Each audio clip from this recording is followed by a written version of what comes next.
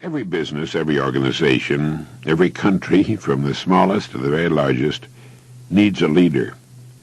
They have their committees, their echelons of command, and perhaps a widely dispersed group of semi-autonomous divisions, but the overall company in each of its divisions must have strong and able leadership. Contrary to popular belief, you do not raise morale in an organization. It filters down from the top. The attitudes of the people working in any organization will always reflect the attitude of the leader, and finally, this leader will always be found to be just one person. Now, I'm sure you're aware that even the largest and oldest companies, with many thousands of employees and hundreds of management people, will, when they find themselves in trouble or not doing as well as they should, seek out one person and place him or her in the position of final authority. The whole company, the board of directors, and perhaps thousands of stockholders all look to this one person for leadership and success. Wherever you find a successful going concern, whether it's a gas station, a supermarket, a school club, a PTA, or a well-organized home, you'll find behind its success an outstanding human being, a leader. This is the most valuable person in society.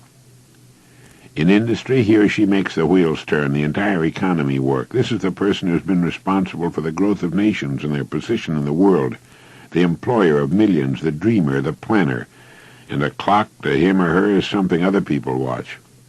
You'll find that person working early and late, and when not working, usually planning. Way back during the Depression of the 30s, the phrase most often heard by employers from people seeking work was, "I'll do anything." Millions were unemployed. Thousands of business firms had closed their doors, and outside employment offices, long lines of people stood waiting for any kind of work. It was during this time, in Long Beach, California, crowded to overflowing with thousands who had migrated there looking for work, when there wasn't enough work to go around for the permanent residents, that a friend of mine made an interesting discovery. He found that he could go to work almost anywhere he chose. Now, amazing as this may sound, it's true. It dawned upon him one day that the business establishments of various kinds were just as anxious to succeed as were the people looking for work. The owners and managers of these businesses were worried and concerned about the hard times which had descended upon the country, and a great many of them were looking for someone to come to their help, their aid, the person who would somehow show up and solve their problems. But all they heard was people plaintively asking for work and saying, "I'll do anything." These people were asking for a paycheck from a man who was very likely teetering on the brink of financial ruin himself. And so signs appeared in windows all over the land reading, "No help wanted." This was a negative form of advertising, and while it kept the plaintive hordes away from the door, it also hurt business. Well, this friend of mine decided to become a part of the solution instead of a part of the problem, and his method was simple, and it worked like a charm. He would select the kind of business he felt he would like to work in, and in which he could build his career. He then devoted a month to finding out all he could about that particular business. He talked to other people in the same line. He heard their problems and what they felt was wrong. He talked for hours, asking questions about what they felt was needed and so on. He went to the public library and read everything he could find on that industry. And then he began to think of ways and means by which this business might be improved. When he was ready and finally made his call on the company for which he had decided to work, instead of asking for a job, he said something like this: "I believe I know of several ways in which this business can be greatly increased, and I'd like to talk to you about them." Well, here he was, selling the one thing on earth in which his prospect was most interested. The fact that he now knew a good deal about the business problems permitted him to talk intelligently. He took a positive attitude, expressed a willingness to pitch in and help put the business on a sound and profitable footing, and that's right, he got the job. Millions out of work and asking for jobs, but one man who found a way to be of help. What had he done? Well, first he had specialized. He had selected one line of work and decided that was where his future would be. Now he had to prove himself, and he did. The jack of all trades and master of none was the man who suffered and still suffers during recessions.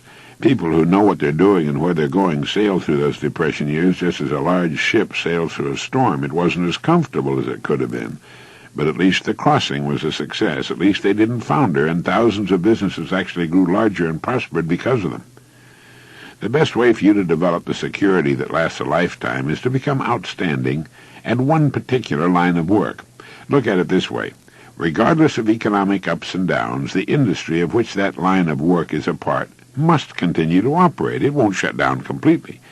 As long as you're in the top 5% of the people in that industry, you know you'll always be in demand. You'll be wanted and needed, not just where that industry is concerned, but where you and your family are concerned also.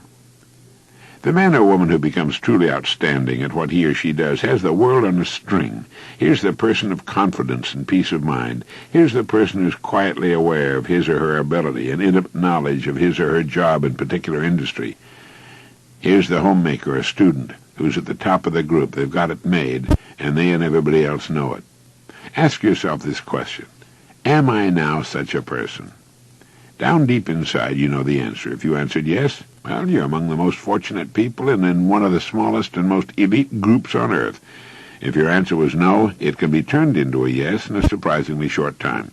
The first step is to make one really big and important decision. It's a decision the great majority of people unfortunately never make and suffer as a result. Failing to make this decision keeps a person from ever really getting on course or clarifying his or her goals. If you'll make the decision I'm now going to recommend, you can take a deep breath, give a comfortable sigh of relief, fix your eyes firmly upon your target, and go to work relaxed, comfortable, and sure of the knowledge that the success you seek will most certainly be yours.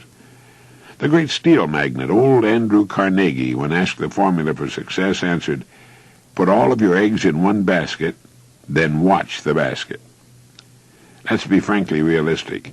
Who gets laid off work during an economic slump? Well, what gets thrown over the side when a ship's in danger of going down?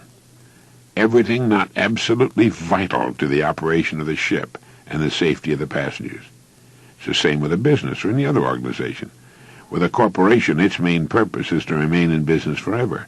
As long as it remains in business, it can provide a needed product or service, protect the investment of those who have faith in it, and provide jobs for those who are vital to its continuity of operation.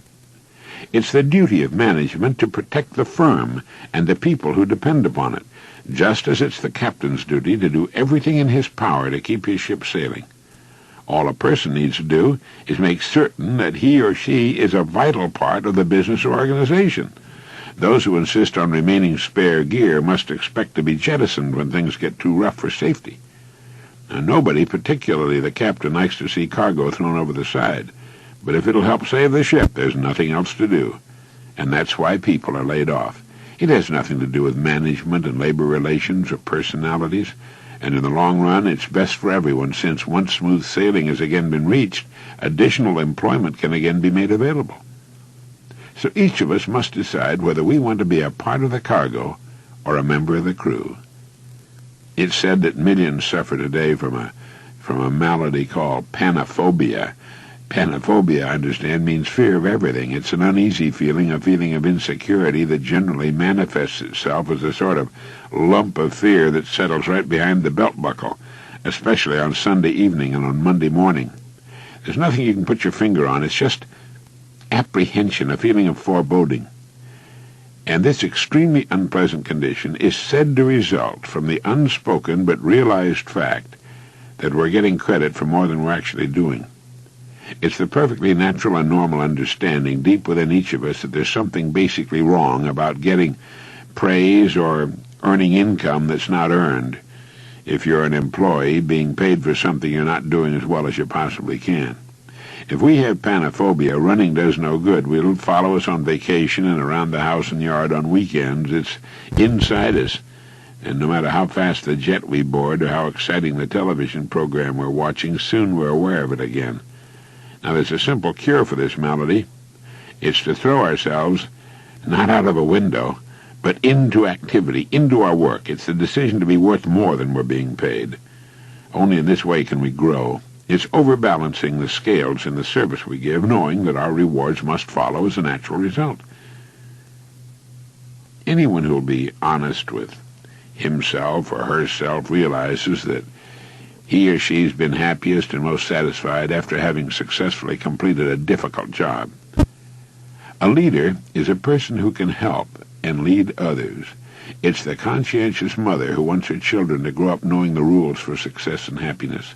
It's the father who shows by example that any job worth doing is worth doing very well.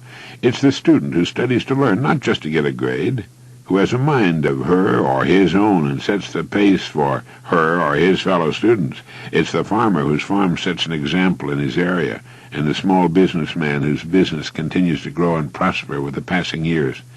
It's the employee who has the good sense to realize that one gets most out of any job by giving loyalty and dedication to the firm that pays his or her wages. A leader is any person who realizes the importance of becoming a bigger and better person with the passing of every day, week, and month. A leader takes the responsibility of his or her own growth and is a planner, a thinker, a doer. Each of us can become such a leader in our own area of activity. It's not all that difficult. In the long run, it's easier for us and on us than what at first may appear to be the easier of two courses. Simply fix your eye upon your goal, visualize it with every ounce of your being, and courageously set out toward it. Maintain a cheerful, helpful attitude toward everyone. Why shouldn't you be cheerful, since you know you'll achieve everything you've set your heart upon? That's something to be happy about. Become a kind of sponge for information which will help you on your way. You don't have to waste years making the mistakes others have made before. You'd be surprised at how quickly you'll reach your goal. But don't be impatient. Know and have faith that what should come to you will come to you in the right time. Everything in the world works on the side of the person who works with nature's laws.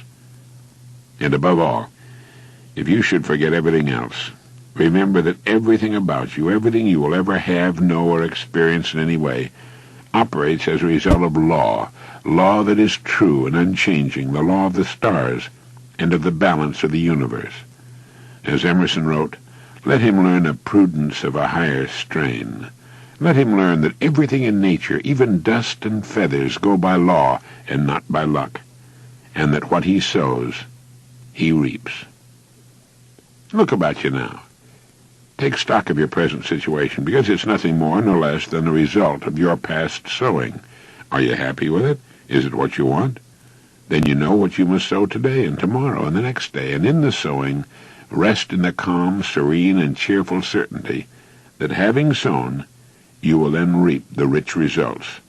You will reap the abundant harvest. Every business